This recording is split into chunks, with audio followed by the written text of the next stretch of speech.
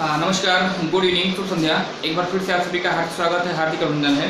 10 कदम एक महत्वपूर्ण श्रृंखला है जिसके अंतर्गत जितने भी लास्ट 10 साल में आपके वनडे एग्जाम हुए हैं और इन प्रश्न पत्रों में जितने भी जीएस के महत्वपूर्ण क्वेश्चन आए हैं उनका एक कलेक्शन होता है, उनका एक संकलन होता है। देखने में इनकी संख्या आपको केवल 10 दिखाई देगी, लेकिन यदि आप वीडियो को अंत तक देखते हैं तो निश्चित रूप से जो है कहीं ना कहीं इनकी संख्या आपकी 25 से 30 प्रश्न आपके कहीं गए नहीं है ना। आगे बढ़ने से पहले अगर आप चैनल पर पहली बार आए हैं तो सब्सक्राइब करके बेल आइकन को प्रेस कर दीजिएगा, क्योंकि ऐसे ही हेल्पफुल कंटेंट मैं आपको प्रोवाइड करता रहता हूँ। आइए शुभारंभ करते हैं आज की इस क्लास का। जो पहला प्रश्न पूछा गया है अटाला मस्जिद, है ना। अटाला मस्जिद की लोकेशन आपसे पूछी गई है कि अटाला मस्जिद निम्नलिखित में किस राज्य में स्थित है। 4 राज्यों का ऑप्शन आपको दिया जाएगा, कहेगा अटाला मस्जिद किस राज्य में स्थित है। ध्यान रखिएगा, अगर आप यूपी के एग्जाम देने जा रहे हैं तो ये प्रश्न आपका पिछले 10 साल में जितने भी आपके यूपी स्पेशल के जो क्वेश्चन आपके आए हैं वहाँ से हमेशा बनता है, पूछा आता है। यहाँ पे राज्य की बात की गई कि अटाला मस्जिद किस राज्य में है, राज्य पूछेगा उत्तर प्रदेश बताइएगा। यूपी में इसकी लोकेशन है। और अगर आपसे पूछा जाए कि यह किस जिले में है, यूपी के किस जिले में इसकी लोकेशन है, तो जौनपुर। अटाला मस्जिद बहुत ही इंपॉर्टेंट है और हमेशा स्पेशली यूपी के एग्जाम जो आपके होते हैं यहाँ पे हमेशा ये क्वेश्चन आपका पूछा जाता है। उत्तर प्रदेश राज्य के जौनपुर जिले में है। जौनपुर शहर की स्थापना किस शासक के द्वारा कराई गई थी और साथ ही साथ यह शहर किस नदी के किनारे पर स्थित है। आप कमेंट सेक्शन में कमेंट करके मुझे बताएंगे, है ना। तो जो आज का पहला सेशन था, पहला प्रश्न आपका था कि अटाला मस्जिद की लोकेशन कहाँ पे है, बताइएगा। जौनपुर शहर उत्तर प्रदेश में, है ना। अगला जो प्रश्न आपसे पूछा गया है, यहाँ पे दिया गया है कि किस वायसराय को स्थानीय स्वशासन का जनक माना जाता है ना। स्थानीय स्वशासन का जनक किसे माना जाता है, एक इंपॉर्टेंट क्वेश्चन होगा, मॉडर्न हिस्ट्री से लिया गया क्वेश्चन है। यहाँ भी ये भी क्वेश्चन आपसे पिछले 10 साल में कई बार पूछा जा चुका है। स्थानीय स्वशासन का जनक, यह पंचायती राज व्यवस्था का जनक किसे माना जाता है, बता दीजिएगा। Lord Ripon, Lord Ripon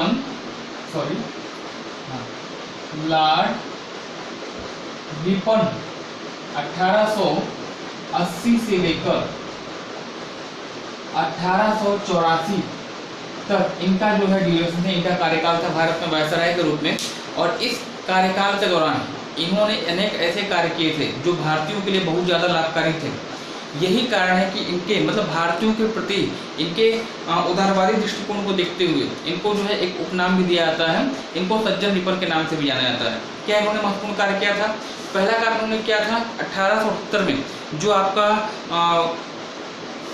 vernacular press act था लागू किया गया था लॉर्ड रिटन के द्वारा। 1882 में आके इन्होंने इस वर्नाकुलर प्रेस एक्ट को समाप्त कर दिया था। इसके अलावा इन्होंने भारतीयों को न्याय में समानता लाने के उद्देश्य जो है 1883 ईस्वी में इल्बर्ट बिल विधेयक पारित किया था और साथ ही साथ आर्म्स एक्ट को इन्होंने समाप्त किया था, है ना। तो भारत में स्थानीय स्वशासन के जनक अगर आपसे पूछा जाता है, उत्तर आपका बताइएगा क्या होगा, लॉर्ड रिपन या सज्जन रिपन, है ना।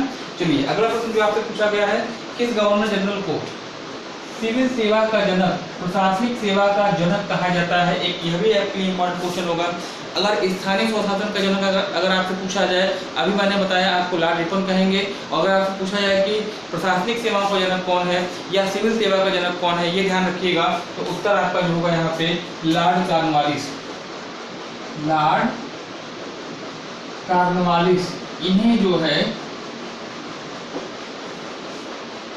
सिविल सेवा का यानी प्रशासनिक सेवाओं का जनक माना जाता है। परीक्षा की दृष्टि से इंपॉर्टेंट दोनों ही पूछे जाते हैं।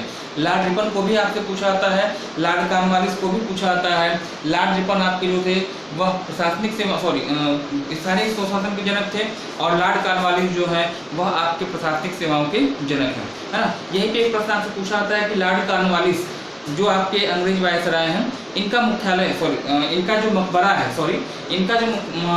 मकबरा है वह कहाँ पर स्थित है, आपसे पूछा जाता है। किस राज्य में है, राज्य पूछेगा तो उत्तर प्रदेश बताइएगा।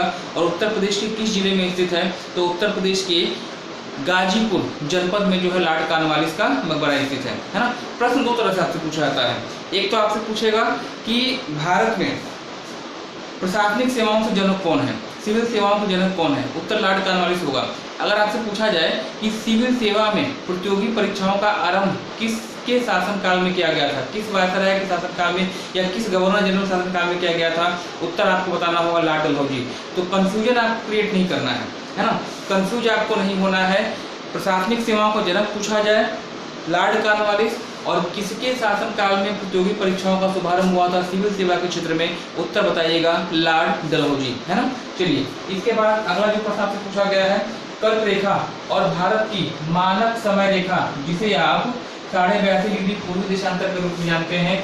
कर्क रेखा और भारत की मानक समय रेखा एक दूसरे को किस राज्य में काटती है, यह आपसे पूछा गया है। एक इंपॉर्टेंट क्वेश्चन होगा। कर्क रेखा भारत को 2 भागों में डिवाइड करती है, 8 राज्यों से गुजरती है, जिसमें से गुजरात, राजस्थान, मध्य प्रदेश, छत्तीसगढ़, झारखंड, पश्चिम बंगाल, त्रिपुरा और मिजोरम 8 राज्य हैं कर्क रेखा को स्पर्श करने वाले। 82.5 डिग्री पूर्वी देशांतर भारत की मानक समय रेखा है, इंडियन स्टैंडर्ड टाइम है। उत्तर प्रदेश के इलाहाबाद जिले में स्थित नैनी नामक स्थान से गुजरती है, 5 राज्यों को टच करती है, उत्तर प्रदेश, मध्य प्रदेश, छत्तीसगढ़, उड़ीसा और आंध्र प्रदेश, है ना। तो इनमें से कोई ना कोई राज्य होगा जहां पर दोनों का कटान बिंदु है, मिलन बिंदु है। अब वह मिलन बिंदु कहाँ पे होगा? राज्य अगर पूछा आता है तो बता दीजिएगा छत्तीसगढ़ में, है ना। छत्तीसगढ़ ये आपका जो है उत्तर है, छत्तीसगढ़ में दोनों का कटान बिंदु है और आपसे पूछा आता है, इसको ध्यान रखिएगा, है ना। कर्क रेखा पर स्थित विश्व की एकमात्र राजधानी अगर आपसे पूछा जाए, झारखंड राज्य की राजधानी रांची बताइएगा। और साथ ही साथ राजस्थान में कर्क रेखा को 2 बार काटने वाली नदी कौन सी है? तो माही नदी, जो विंध्य पर्वतमाला से निकलकर पश्चिम की ओर प्रवाहित होती है, और राजस्थान के बांसवाड़ा जिले के समीप जो है नदी 2 बार काटते हुए इसको प्रवाहित होती है ना। इतनी चीजें आपकी हो गई। अगला प्रश्न जो आपसे पूछा गया है, यहाँ पे पूछा गया कि भारत के कितने जैव मंडल आरक्षित क्षेत्र, बायोस्फीयर रिजर्व की बात की गई है, कितने जैव मंडल आरक्षित क्षेत्र ऐसे हैं जिनको की यूनेस्को की सूची में शामिल किया गया? ये ध्यान रखिएगा, यूनेस्को की सूची में शामिल होने वाले कितने भारत के बायोस्फीयर रिजर्व क्षेत्र हैं, जैव मंडल आरक्षित क्षेत्र हैं, आपसे पूछा गया है। अगर बात कीजिए कि भारतवर्ष में कितने बायोस्फीयर रिजर्व हैं, यानी जैव मंडल आरक्षित क्षेत्र हैं, उत्तर बताइएगा 18 जैव मंडल आरक्षित क्षेत्र हैं, जिसमें से सबसे पहला जो बायोस्फीयर क्षेत्र आपका है वह नीलगिरी है, 1986 में स्थापित है। और 18 की टोटल बात हुई, लेकिन पूछा क्या गया है, यहाँ पूछा गया कितने जैव मंडल आरक्षित क्षेत्र ऐसे हैं जो कि यूनेस्को की राष्ट्रीय धरोहर सूची में शामिल हैं। तो टोटल संख्या आपकी होगी 9। टोटल तो 18 हैं, कुल आपके 18 हैं, और इन 18 में से 9 ऐसे बायोस्फीयर क्षेत्र हैं, बायोस्फीयर रिजर्व क्षेत्र हैं, जैव मंडल आरक्षित क्षेत्र हैं, जो कि यूनेस्को की सूची में आपके शामिल हैं। तो इसको आपको ध्यान रखना होगा, संख्या 9 है। आप मुझे कमेंट सेक्शन में बताइएगा यूनेस्को की विश्व विरासत सूची में शामिल होने वाला जो आपका नवीनतम बायोस्फीयर रिजर्व है, कमेंट सेक्शन में आप कमेंट करके मुझे बताएंगे। फिर समझिए, कुल की संख्या, कुल बायोस्फीयर रिजर्व आपके 18 हैं, 18 में से 9 आपकी यूनेस्को में शामिल है। नवीनतम कौन सा है, कमेंट सेक्शन में आप कमेंट करके मुझे बताइएगा, ठीक है ना। अगला प्रश्न जो आपसे पूछा गया है, यहाँ पे दिया गया है कि भारतीय रासायनिक प्रौद्योगिकी संस्थान, एक रियल क्वेश्चन है, इस तरह के क्वेश्चन भी आपको मिल जाते हैं। ऐसे 2-3 क्वेश्चन आपके रहेंगे जो मेरिट को डिमेरिट करेंगे, सब क्वेश्चन आपको नहीं आएगा। सिंपल से बात है, जीएस का एक फंडा है, जीएस का एक पैटर्न है। 25 क्वेश्चन अगर जीएस के आते हैं तो कोई भी ऐसा व्यक्ति नहीं है जो 25 में से 25 सॉल्व कर सके, है ना। बहुत रेयर कंडीशन में लोग आते हैं। 3-4 क्वेश्चन, 5 क्वेश्चन आपको ऐसे डाले जाते हैं जो कि किसी भी व्यक्ति को नहीं आता है। ये ऐसा प्रश्न ही है जो सबको नहीं आएगा। भारतीय रासायनिक प्रौद्योगिकी संस्थान आपसे पूछा गया, कहाँ गया है? तेलंगाना बताइएगा। और तेलंगाना में कहाँ पे है? तो हैदराबाद, है ना। हैदराबाद, जिसे आप निजामों का शहर कहते हैं, 4 मीनारों का शहर कहते हैं, तेलंगाना की राजधानी है तेलंगाना, और वर्तमान आंध्र प्रदेश की ये राजधानी है। और इस शहर में आपका भारतीय रासायनिक प्रौद्योगिकी संस्थान स्थित है, इसकी लोकेशन याद रखिएगा। और साथ ही साथ यहाँ पर हैदराबाद किस नदी के किनारे है? हैदराबाद शहर जो है वह तेलंगाना में किस नदी के किनारे पर स्थित है? आप कमेंट करके मुझे बताइएगा, है ना। चलिए नेक्स्ट अगला प्रश्न जो आपसे पूछा गया है, किस देश में दुनिया का प्रथम तैरता हुआ परमाणु संयंत्र, इंपॉर्टेंट क्वेश्चन होगा, करंट की दृष्टि से इंपॉर्टेंट होगा। किस देश में दुनिया का पहला तैरता हुआ परमाणु संयंत्र की स्थापना की गई है? आप कमेंट सेक्शन में इसका उत्तर देखिए। यहाँ देश का नाम पूछा गया है, यूरोपीय देश है रूस। विश्व का सबसे बड़ा अगर कहा जाए देश क्षेत्रफल के आधार पर रूस है। एक ऐसा देश जो कि दोनों महाद्वीप में है, एशिया में भी है, यूरोप में भी है। मूलतः ये यूरोप महाद्वीप का देश माना जाता है। और यह देश एक ऐसा देश है जो कि परमाणु बम, सर्वाधिक पूछा जाए कि परमाणु बम कहाँ पे है, रूस में है ना। परमाणु बमों के ढेर पे बैठा हुआ है ना। और इसी देश ने जो है प्रथम तैरता हुआ परमाणु संयंत्र की स्थापना की थी। ठीक है ना। चलिए अगला प्रश्न से पूछा गया सैयद सालार उर्स। सैयद सालार उर्स कहिएगा या इसी को आप कहते हैं गाजी शाह पाक मिला। सैयद सालार उर्स या गाजी शाह पाक मिला किस शहर में स्थापित, मतलब किस शहर में मनाया जाता है? उत्तर प्रदेश का शहर है। उत्तर प्रदेश का शहर कौन सा होगा? बहराइच। सैयद सालार उर्स एक दो मेले आपसे हमेशा पूछे जाते हैं, है ना। एक दो मेले आपसे हमेशा ही एग्जाम में पूछे आते हैं। सैयद सालार उर्स की बात की गई है या गाजी शाह पाक मेला की बात कही गई है। कहा गया है कहाँ मनाया जाता है, तो बहराइच बताइएगा। कमेंट सेक्शन में कमेंट करके मुझे बताइए बहराइच जो आपका शहर है वह किस नदी के किनारे पर स्थित है, आप मुझे बताएंगे, है ना। चलिए इसके बाद एक आपका आता है उत्तर प्रदेश का सबसे पुराना केंद्रीय विश्वविद्यालय। इंपॉर्टेंट क्वेश्चन है, आपको ध्यान रखिएगा, हर एग्जाम में आपसे पूछा गया है। सबसे पुराना केंद्रीय यूनिवर्सिटी कौन है? और सबसे कंफ्यूजन क्रिएट करने वाला भी क्वेश्चन है आपके लिए, हमेशा गलत करते हैं। इलाहाबाद, अलीगढ़ और BHU ये 3 यूनिवर्सिटी। हालांकि अगर आपसे पूछा जाए यहाँ पे कि उत्तर प्रदेश में कुल कितने सेंट्रल यूनिवर्सिटी है, कितने केंद्रीय यूनिवर्सिटी है, आप कमेंट सेक्शन में बताएंगे 6। पूरे उत्तर प्रदेश में वर्तमान समय में जो लेटेस्ट डाटा है इसके आधार पर पूरे उत्तर प्रदेश में केंद्रीय यूनिवर्सिटी कितनी है, सेंट्रल यूनिवर्सिटी कितनी है, 6 बताइएगा।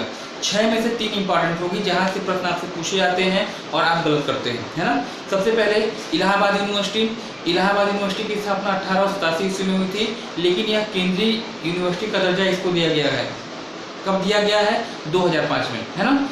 अगर आपसे पूछा जाए उत्तर प्रदेश की पहली यूनिवर्सिटी कौन है, उत्तर प्रदेश का पहला विश्वविद्यालय कौन है, उत्तर आपका इलाहाबाद होगा। 1887 में स्थापित है, लेकिन पहली केंद्रीय यूनिवर्सिटी नहीं है क्योंकि इसको 2005 में आपने केंद्रीय यूनिवर्सिटी का दर्जा दिया है, पहली चीज। दूसरी BHU बनारस हिंदू विश्वविद्यालय, स्थापना वर्ष 1916 और 1916 में ही इसे जो है सेंट्रल यूनिवर्सिटी का दर्जा प्रदान कर दिया गया था। मतलब मदन मोहन मालवीय के द्वारा इसकी स्थापना की गई थी 1916 में, और इसी स्थापना में ही, इसके स्थापना वर्ष में ही इसको केंद्रीय यूनिवर्सिटी बना दिया गया था। इलाहाबाद का ऐसा नहीं है। इलाहाबाद 87 में स्थापित हुई है, 1887 में स्थापित हुई है, लेकिन केंद्रीय यूनिवर्सिटी कब बनाई गई है? 2005 में। और BHU की स्थापना 1916 में हुई है और 1916 में ही इसको केंद्रीय यूनिवर्सिटी बना दिया गया है। मतलब आपसे यदि पूछा जाता है कि उत्तर प्रदेश का पहला केंद्रीय यूनिवर्सिटी कौन सा है, सेंट्रल यूनिवर्सिटी कौन सा है, आप इलाहाबाद बात बताइएगा। क्या बताएंगे? बनारस हिंदू विश्वविद्यालय BHU, जिसकी स्थापना 1916 में की गई थी मदन मोहन मालवीय के द्वारा, और सर सुंदरलाल इसके पहले कुलपति थे, है ना। लॉर्ड हार्डिंग के शासनकाल में इसका उद्घाटन किया गया था। सर सुंदरलाल इसके पहले कुलपति थे, और साथ ही साथ किसने इसकी स्थापना की थी? मदन मोहन मालवीय के द्वारा इसकी स्थापना 1916 में की गई थी, है ना। इतनी चीज़ें आपकी BHU से है। पहला यूनिवर्सिटी अगर पूछा जाए इलाहाबाद बताइएगा, पहला केंद्रीय यूनिवर्सिटी पूछा जाता है BHU 1916 में, है ना। अंतिम प्रश्न जो आज सेशन का आपका होगा, पूछा गया है कि 1975 में भारत द्वारा छोड़े गए प्रथम उपग्रह का नाम क्या था? 1916 में भारत के द्वारा स्थापित पहले उपग्रह का नाम क्या था, यह आपसे पूछा गया है। कोई दिक्कत आपको नहीं आनी चाहिए। आर्यभट्ट जो है आपका उत्तर होगा। भारत का पहला संचार सैटेलाइट उपग्रह आर्यभट्ट के नाम पे छोड़ा गया था, है ना। बेहतरीन सेशन रहा आपके लिए, जो आगामी सभी एक दिवसीय परीक्षाओं के लिए इंपॉर्टेंट होगा। यहाँ से प्रश्न पूछे जाने की संभावना आपकी हमेशा बनी रहती है।